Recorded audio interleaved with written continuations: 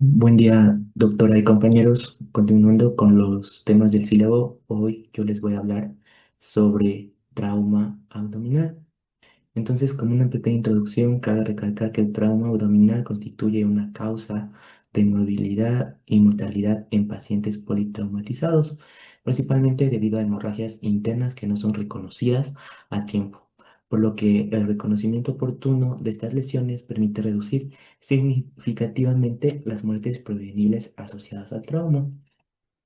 Durante esta exposición vamos a revisar anatomía del abdomen y por el mecanismo de lesión dividimos el trauma abdominal en trauma abdominal cerrado y trauma abdominal penetrante. En ambos estaremos abordando cuál es el mecanismo de lesión, cuál es la evaluación, la gestión, los estudios diagnósticos, evaluación de lesiones específicas y cómo se debe realizar el manejo.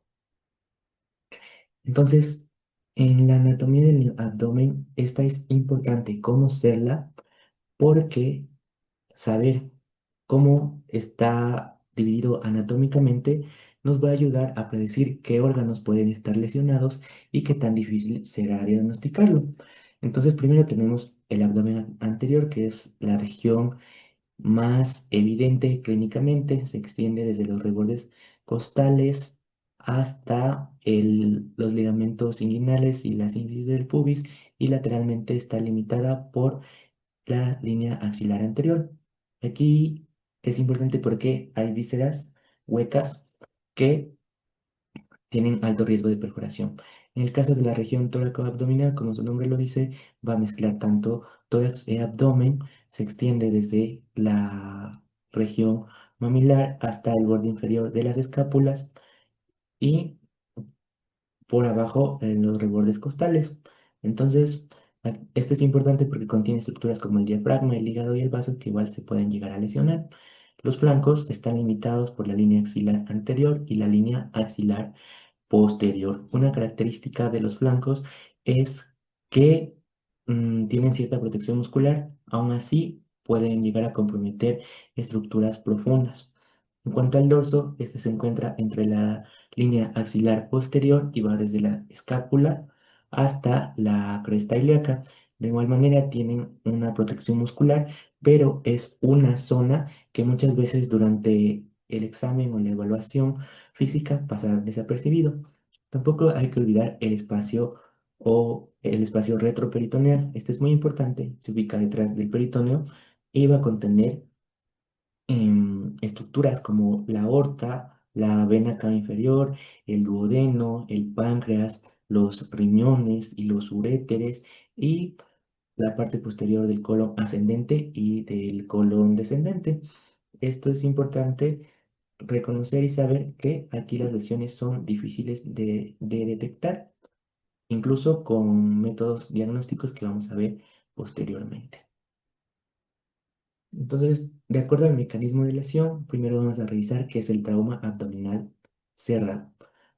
Este es de alta frecuencia, representa aproximadamente el 80 de todos los traumatismos abdominales asociados a alta morbilidad y mortalidad porque suele provocar hemorragias internas que muchas veces no dan manifestaciones clínicas, pueden pasar desapercibidas. Los principales mecanismos por el que se produce un trauma abdominal cerrado va a ser accidentes de tránsito, golpes directos en un 15% y caídas entre un 6 y 9%. Es importante no olvidar que si se presenta un trauma abdominal cerrado, debemos sospechar en maltrato infantil y en violencia doméstica. ¿Cuál es el mecanismo de lesión? Los pacientes con traumatismo cerrado o contuso pueden presentar diversos mecanismos fisiopatológicos. Entonces, uno de estos es golpes contundentes sobre la pared abdominal anterior que pueden comprimir las vísceras contra la columna o la caja torácica, tal como podemos observar en la figura A, en donde se dañan estructuras sobre todo como el vaso y el hígado.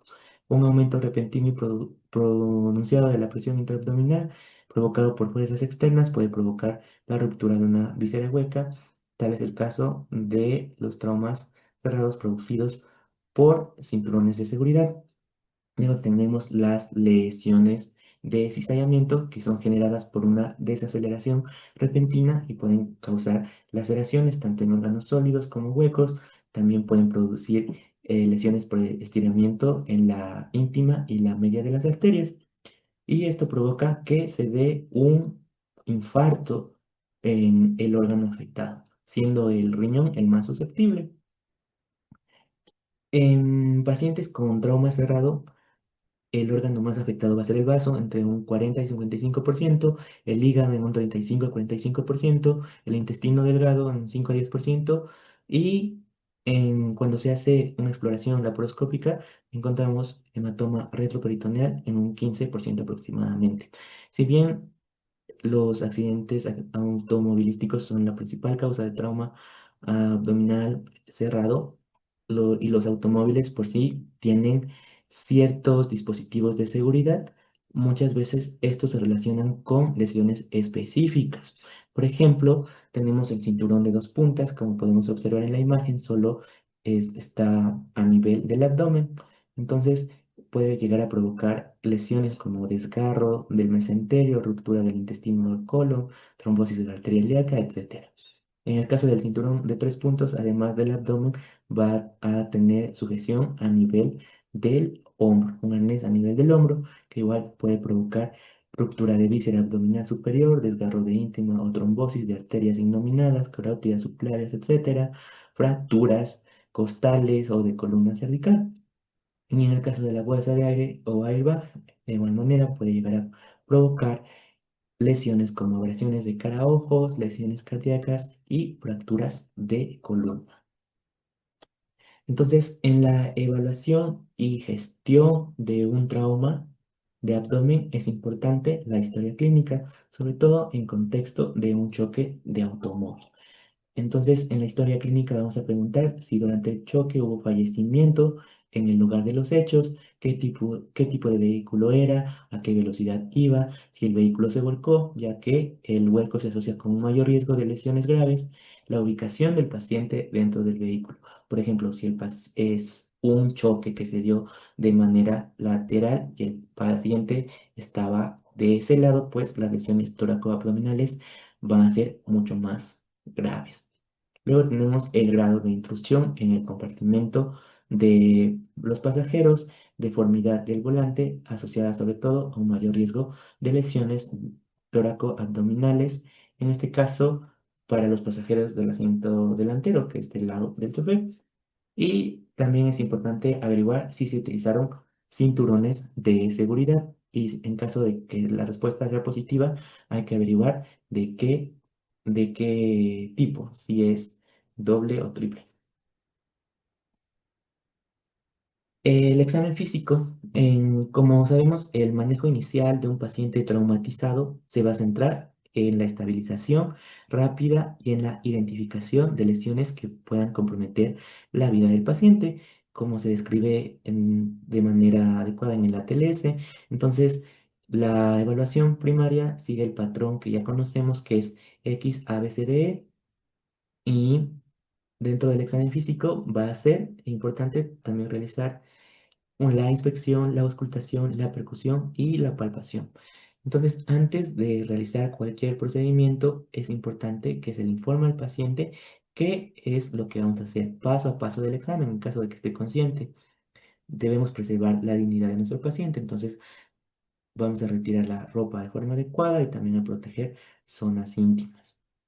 Durante la inspección vamos a observar el abdomen anterior y el abdomen posterior, sobre todo para buscar lesiones externas como abrasiones, contusiones, heridas, evisceraciones, etcétera. Y también debemos observar el flanco. El flanco porque normalmente aquí hay hematomas que pueden parecer ocultos o edema.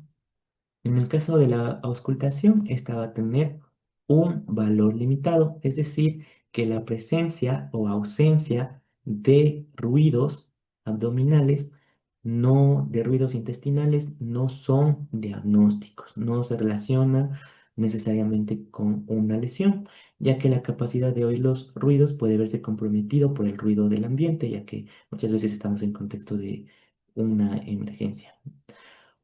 La percusión puede sugerir irritación peritoneal, ya que al hacer la percusión vamos a producir un ligero movimiento del peritoneo y provocar signos de irritación peritoneal, tales como sensibilidad de rebote y que el paciente haga una protección involuntaria. Finalmente, la palpación, pues vamos a provocar y distinguir dolor superficial versus un dolor profundo. Una vez realizada la evaluación y el manejo de la hemorragia externa y que cumplimos el XABCDE, los clínicos van a determinar las indicaciones para uso de sonda nasogástrica o de catéter urinario.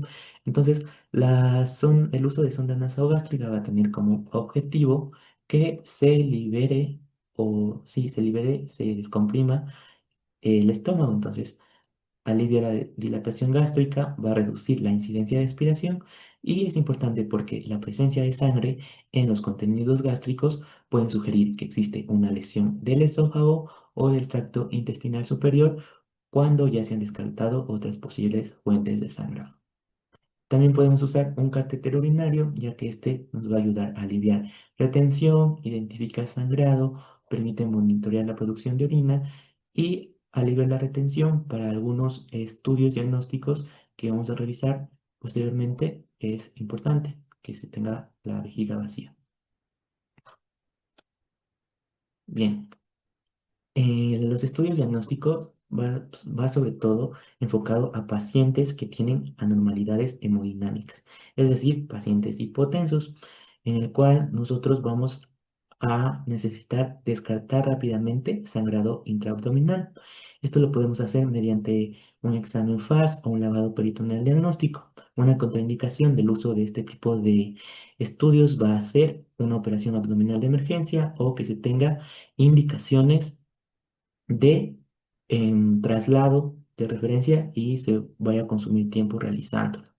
Además de estos, vamos a revisar, por ejemplo, la radiografía. La radiografía va a evaluar a pacientes con trauma contuso multiorgánico y esto nos va a ayudar a determinar si existe aire intraperitoneal. Aquí les he traído una radiografía, está tomada posterior anterior y en posición, paciente en posición vertical y podemos observar que se revela una pequeña cantidad de aire en el diafragma derecho, lo cual confirma el diagnóstico de una perforación de una víscera abdominal. La tomografía tenemos como desventaja que se necesita trasladar al paciente, muchas veces se necesita administrar contraste intravenoso y radiación, entonces es importante e imprescindible que el paciente esté hemodinámicamente normal y que no haya indicación existente de la parotomía de emergencia. Entonces, las exploraciones por tomografía computarizada nos pueden ayudar y proporcionar información del órgano específico y de la extensión de la indicación. Pero, como ya se dijo, tiene algunas contraindicaciones. Por ejemplo, que hay una demora hasta que el equipo esté disponible, que esté un paciente que no colabora, que haya una contraindicación al contraste por posible alergia. Igual, en muchos casos, la tomografía computarizada puede pasar por alto algunas lesiones gastrointestinales, diafragmáticas y pancreáticas. Entonces, aquí podemos ayudarnos de una tomografía de contraste, una tomografía computarizada con contraste, que nos va a ayudar a identificar lesiones aisladas que se nos pueden estar pasando en una tomografía computarizada sin contraste. Entonces, Em, igual, si se utiliza otros métodos diagnósticos como el FAS o el LPD, que ya vamos a ver, y no pueden ser detectadas mediante esto, se puede o podemos ayudarnos en una tomografía con contraste para observar algún tipo de lesión a nivel del colon, duodeno, recto, vías biliares y páncreas. Ultrasonido FAST y FAST. Entonces, hablando del ECOFAS, decimos que este es un muy buen estudio diagnóstico cuando lo realiza una persona que está debidamente entrenada. Es confiable, rápido, se puede repetir varias veces, se puede realizar a pie de la cama, en la sala de reanimación y mientras están realizando otros procedimientos diagnósticos y nos va a incluir el examen de 4 regiones para ver si no existe líquido libre. Entonces, incluye la revisión del saco pericárdico, la fosa hepatorenal, la fosa esplenorenal y la pelvis o bolsa de Douglas. Y aquí les he traído un video cortito para que veamos más o menos cómo se revisa. FAST extendido para un paciente en el contexto de trauma que llega con sospecha de taponamiento cardíaco, neumotórax o hemorragia oculta. Lo primero que vamos a observar es una ventana subcostal para buscar el corazón del paciente y ver que en el pericardio no tenga líquido a su alrededor, como en esta parte. La segunda ventana que vamos a buscar es en la línea media axilar, a nivel de las últimas costillas. Vamos a buscar el hígado y el riñón del paciente. Aquí los tenemos, hígado, riñón, y en medio no hay ninguna imagen anecoica correspondiente a alguna hemorragia. Esto es lo que se le llama espacio de Morrison o zona hepatorrenal. Nos vamos a la misma altura del otro lado, empezamos a buscar para encontrar el vaso y el riñón del paciente. Ahí tenemos el espacio espleno renal sin líquido en su interior. La última ventana del abdomen es la ventana suprapúbica en la que buscamos la vejiga del paciente. Tenemos la vejiga y buscamos que no haya nada de líquido alrededor de la vejiga, ninguna imagen anecoica que tenga. En caso de mujer tenemos el útero atrás de la vejiga. Listo. Entonces, aquí los médicos a cargo de realizar este tipo de estudio, pues lo pueden repetir varias veces con el objetivo de detectar hemoperitoneo progresivo. Aquí podemos ver una imagen tomada de un examen FAST, en donde podemos observar líquido libre, es la letra F, que está rodeando el vaso, representado con la letra S, y el riñón representado con la letra K. Otro estudio diagnóstico que podemos utilizar es el lavado peritoneal diagnóstico. Es un estudio rápido para identificar hemorragias que se puede realizar en pacientes hipotensos. Sin embargo, ya no se lo utiliza mucho porque tenemos el ECOFAS, pero si no tenemos a disposición un EFAS, entonces podemos realizar un lavado peritoneal diagnóstico, si no hay disponibilidad del ultrasonido.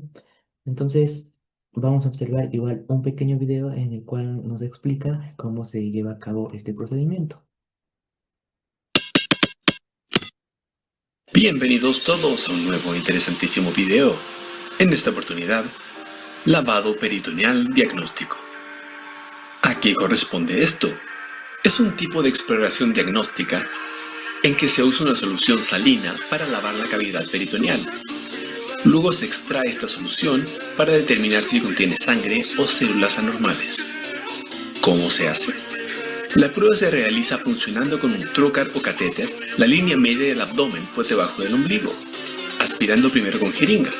Quizás estén preguntando por qué se realiza esa primera aspiración luego de funcionar. Bueno, la respuesta a esto es no estar en un vaso. Las arterias y venas suelen estar en lugares estereotipados. Sin embargo, existen variaciones anatómicas. Una forma confiable y razonable de asegurarse de no estar en un vaso antes de empezar a meterle líquido salino es aspirar con la jeringa. Si sale sangre, estamos en un vaso. Y administrando luego un suero salino en la cavidad peritoneal y luego aspirarlo para examinarlo. ¿Cuándo se realiza este procedimiento? Se realiza en urgencia ante la sospecha de patología abdominal grave que requiere un diagnóstico rápido y un tratamiento quirúrgico urgente. También en personas ebrias o inconscientes en quienes el examen abdominal no se puede realizar adecuadamente, con traumas múltiples y shock inexplicado. ¿En quién no se hace? Pacientes con signos de abdomen agudo. Cualquier indicación de víscera perforada o sangrado intraabdominal es una indicación de exploración quirúrgica inmediata. Si el paciente está hemodinámicamente estable, pero tiene historia de trauma abdominal, sin signos sugerentes de perforación visceral al examen físico, en estas condiciones un TC de abdomen es una mejor opción. ¿Cuándo un lavado peritoneal diagnóstico es positivo? Para ser considerado positivo, debe haber un recuento de glóbulos rojos mayor a 100.000 por milímetro cúbico, un recuento de glóbulos blancos mayor a 500 por milímetro cúbico o la presencia de bilis o fecas. ¿Qué cosa no se logra detectar con un lavado peritoneal diagnóstico? Bueno, este procedimiento es inadecuado para detectar lesiones retroperitoneales. Esperamos que este video... Listo.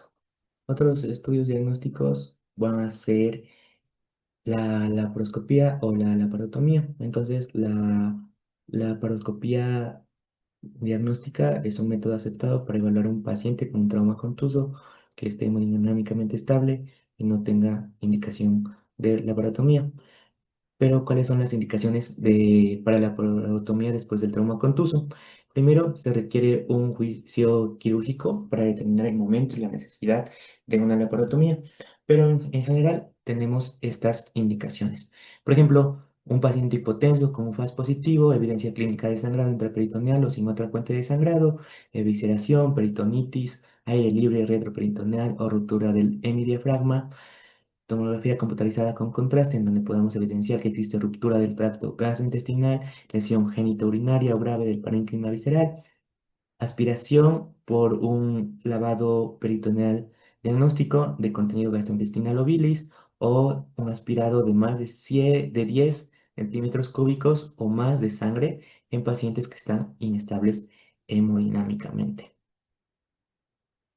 También debemos evaluar lesiones específicas. Entonces vamos a empezar con las lesiones duodenales. Estas son comunes en conductores sin cinturón, involucrados en colisiones frontales de vehículos y en pacientes que sufren golpes, por ejemplo, con el manillar de la bicicleta. La sospecha clínica se establece cuando realizamos un aspirado gástrico y vamos a tener sangre en el aspirado gástrico, o hacemos algún estudio de imagen y vemos presencia de aire retroperitoneal. Y el diagnóstico como tal se lo va a hacer mediante una serie gastrointestinal alta con contraste, una tomografía con doble contraste o mediante una laparotomía urgente. Entonces aquí podemos observar en la imagen A, evidencia de aire libre en la cavidad abdominal. En la tipo B es una lesión de la tercera porción del duodeno caracterizada como una lesión de grado 3. Tenemos lesiones pancreáticas. Las lesiones pancreáticas suelen resultar de un golpe epigástrico directo que va a comprimir el páncreas contra la columna vertebral. Aquí es importante destacar que un nivel normal temprano de amilasa no excluye que se trate de un trauma pancreático, y por el contrario, si el nivel de amilasa está elevado, puede ser por fuentes que no sean necesariamente pancreáticas.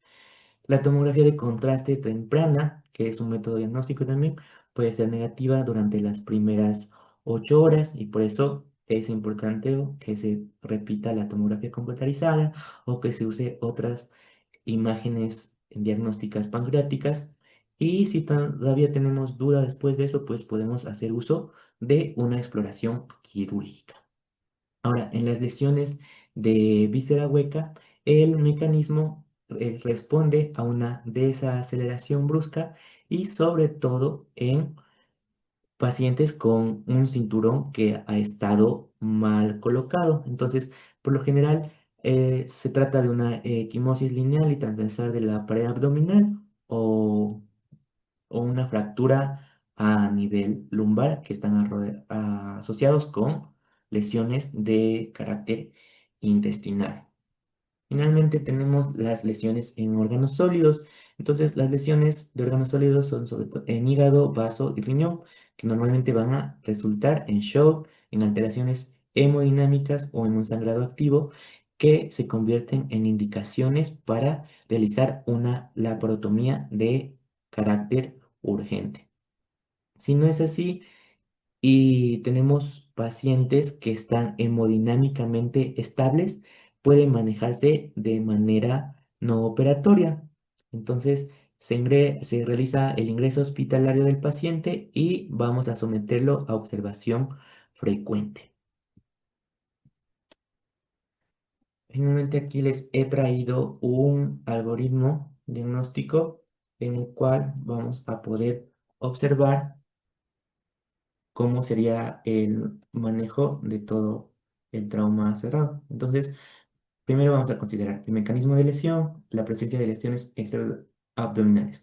Vamos a verificar si nuestro paciente está hemodinámicamente estable.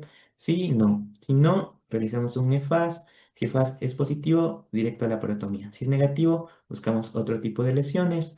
Si hay lesiones, vamos a reanimar y estabilizar. Luego vamos a realizar una tomografía computarizada. En caso de ser positiva, vamos a hacer tratamiento según los hallazgos. Si es negativa, buscamos otras causas de inestabilidad hemodinámica y vamos a procurar cuidados intensivos en UCI. En caso de que un paciente esté hemodinámicamente estable y la evaluación clínica sea confiable, es decir, que sea un paciente que esté alerta, no esté intoxicado, sin lesiones distractoras, vamos a verificar si hay signos de lesión intraabdominal. Si hay signos de lesión intraabdominal, vamos a realizar tomografía computarizada y de pelvis. Si no, vamos a hacer un manejo basado en el mecanismo de lesión. También debemos considerar pacientes de alto riesgo, como mayores de 60 años, con morbilidades significativas, mecanismos de alta energía. Si son de alto riesgo, realizamos una tomografía computarizada de abdomen y pelvis y obtenemos una valoración quirúrgica. Si son de bajo riesgo, el paciente puede ser dado de alta cumpliendo criterios como reevaluaciones sin hallazgos significativos, toleran líquidos orales, no presenta anemia ni explicada, ni hematuria, y puede regresar para la reevaluación si los síntomas empeoran. Si la tomografía, en caso de ser un paciente de alto riesgo, es positiva, hay que hacer tratamiento según los hallazgos. Si es negativa, el paciente puede ser dado de alta con las mismas indicaciones que vimos en el paciente de bajo riesgo. Si la evaluación clínica no es confiable, entonces debemos realizar una tomografía computarizada de abdomen y pelvis y dependiendo de los hallazgos, si es negativa, hay que hacer una reevaluación seriada y si es positiva, hay que hacer un tratamiento según los hallazgos identificados. Listo, ahora vamos a revisar el trauma abdominal penetrante. Entonces, las lesiones penetrantes son el resultado de violencia interpersonal o pueden ser accidentales, también como resultado de conflictos armados o autolesiones. Se estima que anualmente se producen 4.4 millones de muertes que están relacionadas con lesiones alrededor del mundo, con lesiones penetrantes. De estas, 3.15 millones son causadas por lesiones que no son intencionadas y 1.5 millones por lesiones relacionadas con la violencia. De las relacionadas con la violencia, una de cada 10 son como resultado de homicidios, una de cada 6 por suicidios y una de cada 60 por conflictos armados que vivimos actualmente. En cuanto a la fisiopatología y el mecanismo de lesión, normalmente el trauma penetrante se asocia sobre todo con arma blanca, con cuchillos y con pistolas. Sin embargo, debemos considerar que no solamente estos son elementos u objetos que pueden causar una herida de trauma penetrante, sino que tenemos también pistolas, revólveres, pueden ser armas de largo alcance como rifles, pueden ser escopetas o ametralladoras, pistolas de aire que tienen o están cargadas con perdigones de dióxido de carbono. Pueden ser igual flechas o implementos que puedes utilizar con la mano, como cuchillos, em, espadas, agujas o picayelos y fragmentos explosivos. Entonces los fragmentos, hay que considerar fragmentos de hueso, fragmentos de metal, de las metralletas, de las explosiones, clavos, perdigones, etcétera. El trauma penetrante se va a producir cuando un objeto atraviesa la piel y va a dañar tejidos blandos, va a dañar vasos sanguíneos, nervios, huesos y órganos. Entonces, aquí hay que recordar que los tejidos tienen una resistencia distinta a, a las lesiones. Tenemos estructuras que son mucho más resistentes como lo son la piel, los músculos, los vasos sanguíneos y tenemos otras que son mucho más vulnerables, sobre todo de carácter sólido como el hígado, el vaso, el riñón y el cerebro. Entonces, cuando hay alguna lesión a nivel de estos órganos, estos se pueden llegar a desgarrar o van a estallar de manera mucho más fácil. El mecanismo de lesión en sí se va a producir por una aplicación brusca de una fuerza sobre una zona focal.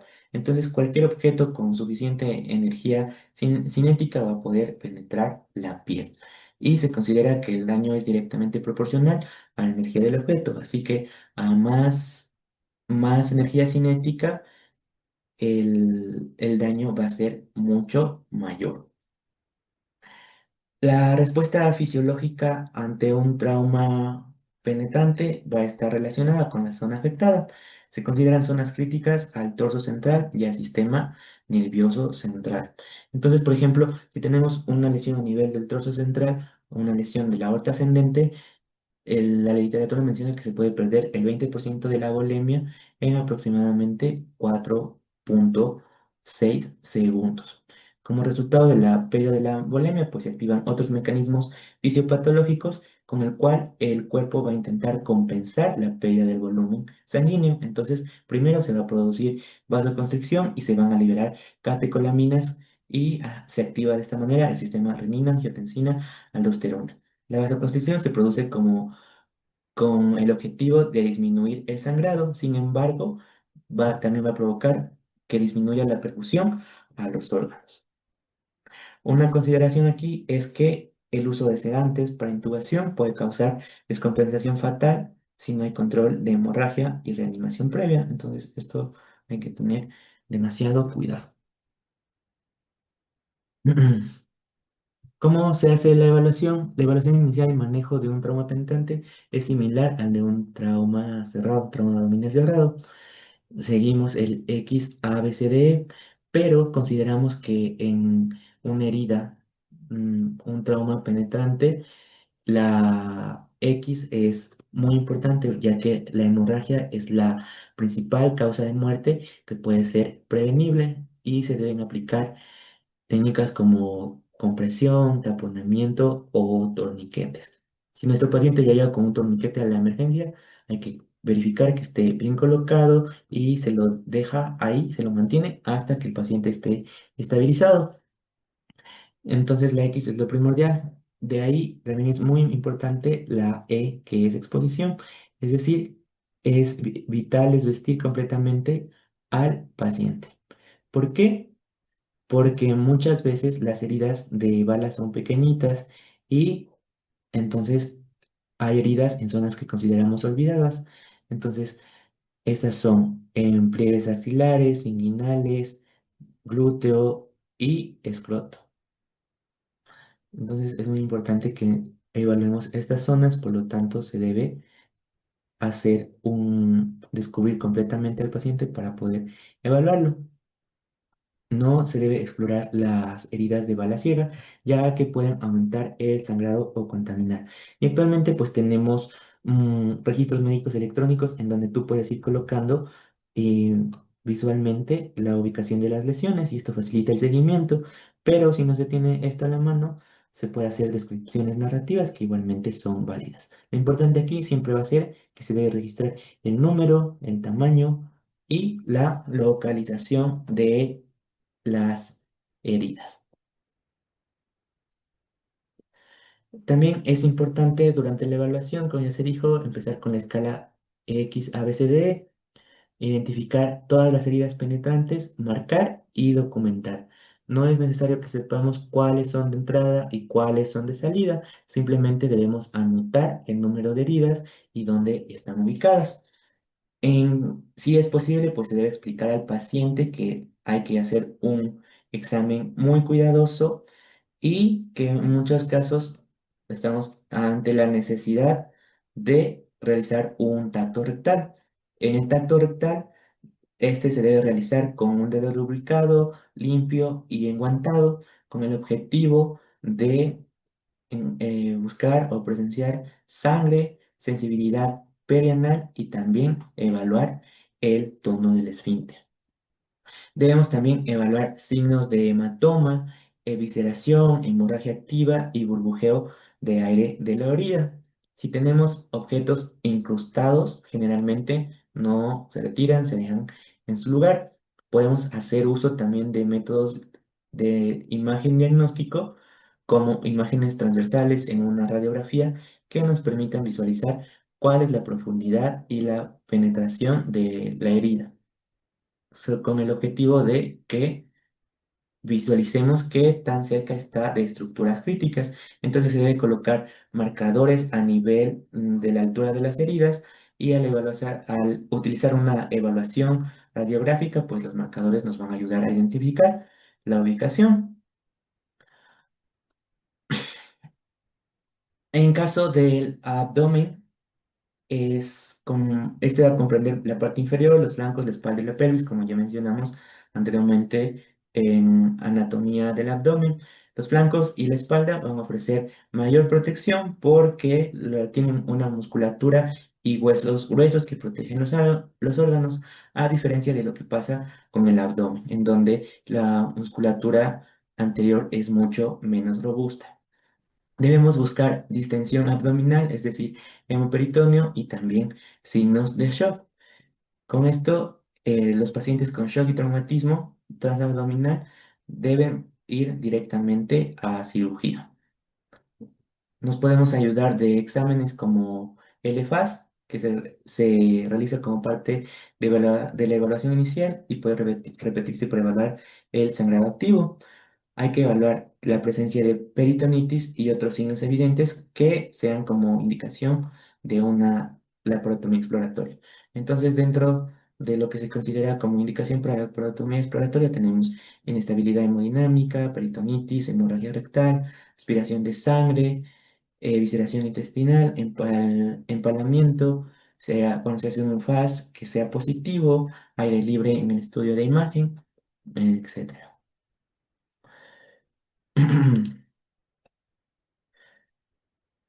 Dentro del manejo del trauma penetrante vamos a realizar una reanimación balanceada. Entonces, antes de lograr el control definitivo de la hemorragia, puede ser ventajoso mantener presión arterial media-baja. ¿Con qué objetivo? Porque las presiones arteriales medias elevadas se asocian con un mayor riesgo de hemorragia. Entonces, vamos a utilizar una escala para evaluar la necesidad de transfusión masiva o hemorragia, que es el ABC score o evaluación del consumo de sangre. Tiene cuatro parámetros, que es la presión arterial sistólica. Si está menor de 90 es un punto. Tenemos la frecuencia cardíaca, cuando es mayor de 120 nos da un punto. Si tenemos un ECOFAS positivo es igual un punto, y es un trauma penetrante igual un punto. Entonces, cuando tenemos más de 2 puntos ya es sugestivo y se necesita una necesidad masiva de transfusión. Entonces, para esto podemos utilizar, o es recomendable que se utilice sangre completa y los productos sanguíneos, que son los fluidos de reanimación de elección. Si nuestro paciente está estable, lo que se hace es que se debe evaluar minuciosamente el abdomen durante la evaluación secundaria. Se reconfirma la ubicación y el número de penetraciones, y si hay heridas más pequeñas, pues estas se deben limpiar y vendar. Importante aquí decir que las heridas por corte sí se pueden cerrar cuando no requieren una exploración quirúrgica, pero las heridas de bala solamente se limpian y se dejan abiertas. Posteriormente, pues vamos a tener que reevaluar la presencia de hematoma, sangrado o drenaje de la herida, ya que no todas las heridas abdominales o pélvicas alcanzan como tal el espacio intraperitoneal y van a requerir una intervención quirúrgica. Aquí también es importante destacar que la frecuencia de lesiones la frecuencia de lesiones en órganos por heridas penetrantes son sobre todo a nivel del intestino delgado, un 50%, 40% va a ser el intestino grueso, el hígado en un 30% y estructuras intraabdominales en un 25%. De ahí de que el manejo sea o quirúrgico o conservador, recae en el equipo quirúrgico. Finalmente, les tengo un algoritmo igual aquí, que es tanto para herida por arma blanca y por herida de bala. Entonces, por ejemplo, Indicaciones para la protomía inmediata presente en herida por arma de fuego es cuando hay inestabilidad hemodinámica, signos de peritonitis y evisceración. Si hay esto, la laparotomía debería ser inmediata. Si no, si el examen abdominal es no confiable porque el paciente está intoxicado, intubado, no responde, hay que determinar la presencia y extensión de la lesión interna y penetración peritoneal o intentar identificar penetración peritoneal. Por eso podemos hacer uso de la parotomía, laparoscopía o ultrasonido FAS, radiografías, etcétera. Entonces, si tenemos lesión interna o penetración peritoneal, tienen que ir a la parotomía para la lesión interna, pero esto puede manejarse con abordaje no operatorio, puede ser a elección del cirujano, o puede ser un manejo no operatorio con observación cercana. Y en caso de que no haya hallazgos positivos, se puede dar al alta al paciente cuando éste está hemodinámicamente estable, no presenta signos ni síntomas que preocupen y no haya otra lesión significativa. En caso de herida por arma blanca, igual hay que verificar las indicaciones para la laparotomía inmediata. Si hay indicaciones, hay que reanimar y transportar al quirófano para la laparotomía. En caso de que no sea así, hay que evaluar si hay penetración peritoneal. Podemos realizar un lavado peritoneal diagnóstico o un EFAS. Si hay penetración peritoneal, hay que ingresar al paciente para observación. Si no, se le da el alta al paciente. Si el paciente en observación desarrolla inestabilidad hemodinámica, se le transporta a quirófano y si no, hay que verificar la hemoglobina y exámenes hemogramas para ver si existe leucocitosis. Entonces, si hay caída significativa de la hemoglobina, es decir, em, y va a desarrollar leucocitosis significativa, hay que hacer una tomografía computarizada o una posible laparotomía. En caso de que no y todos los parámetros se mantengan normales, pues se puede dar de alta al paciente si este permanece hemodinámicamente estable, sin signos de peritonitis, mentalmente alerta y tolera líquidos por la vía oral. Eso sería todo por mi exposición. Muchas gracias. Aquí la bibliografía utilizada.